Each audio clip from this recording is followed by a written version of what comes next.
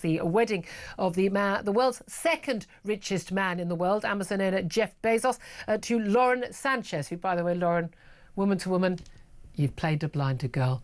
Well played. But as always, we had the great and the good, the A-listers, the celebrities, the millionaires, and of course the billionaires all turning up.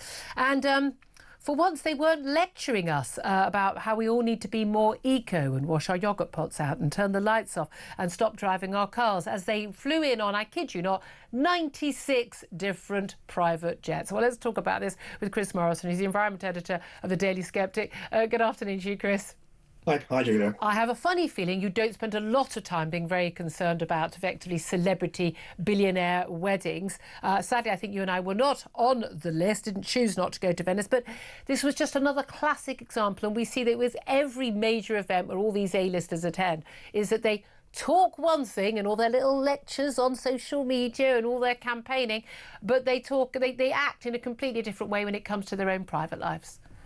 Yes, alas, I was forced to stay in England to enjoy a lovely day, a summer's day. Sorry, a day of climate collapse, as we now know it. You know what they say about hypocrisy? It's the tribute that vice pays to virtue. And the people at this wedding, there was obviously an awful lot of virtue on display, and there was quite a bit of vice. But that's, of course, if you take the view that carbon dioxide is a problem. Yeah. I mean, we can come to that. The problem is we can't talk about that because, as you were talking earlier, Ofcom means that you'll have to get someone like Jim Dale on to oppose me or something like that. It's settled. It's a settled issue, climate change, as being caused by man and being a crisis. Yes, yeah, and the fact that nobody can talk about it for the last 40 years means that most of the people there know absolutely diddly squat about it, and they don't understand that carbon dioxide is a trace gas, that we probably might even need a bit more in it when we see the enormous greening and the de-desertification that's going on at the moment. But leaving that aside, we don't want to get too upset Ofcom too much by talking. Oh no, feel free. If Ofcom are upset by facts, I've not got an issue with that. Yes. Well, I mean, you know, when you're dealing with climate, facts are useful, but not necessarily when it's reported in the mainstream media. No, we had all these people, these celebrities. I looked at some of the guest lists. We had DiCaprio, the actor. Yeah. This is a chap who flew 9 years ago. He flew 8,000 miles to pick up an award. Yeah. An award, would you believe, for an environment award. It's just wonderful, isn't it? I mean, it's so blatant. I mean, I often say this, but it's like, do they know we can see them? Yes, I know. It's you know, it's very much, you know, the rant of the sinner of the ages. Oh Lord, make me holy, but not just yet.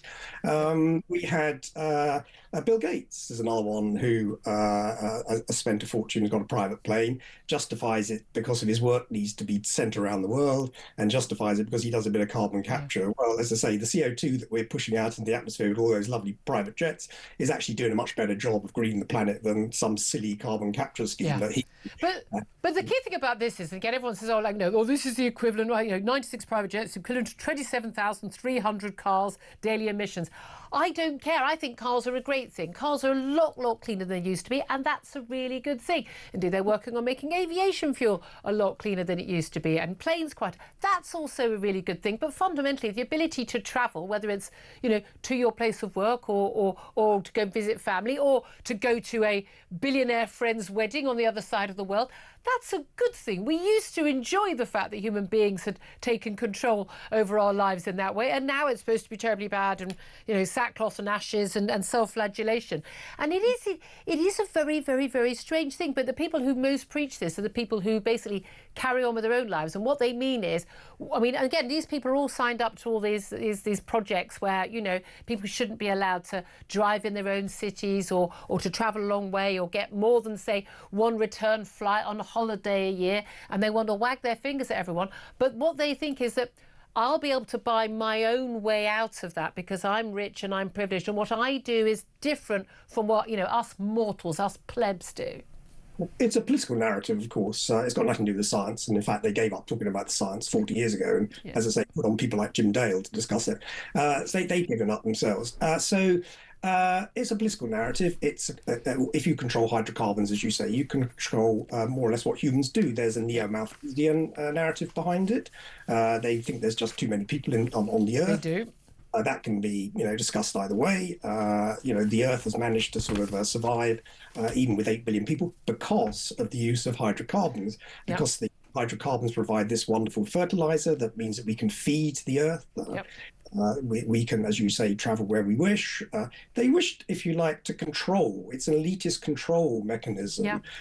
As I say, designed really. Gates talks about, flew in by private plane. In his book that was given huge publicity on the BBC, I think he read it out for, Book of the Week. He talks about eating less meat. Yeah.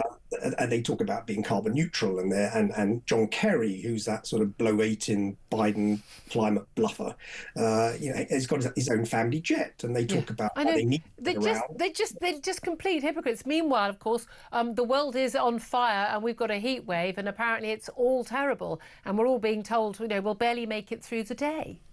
It's 30 degrees. It's appalling. It's truly appalling. I don't know how I'm going to survive. I'm very lucky. I'm sitting in aircon now. We've had 2 callers who've got swimming pools at home, and one is off to the seaside. Very, very nice. It's not very pleasant in a lot of our homes because they're not designed for the heat. Maybe we have to be a bit more careful about that. But I think the solution most people would love is aircon.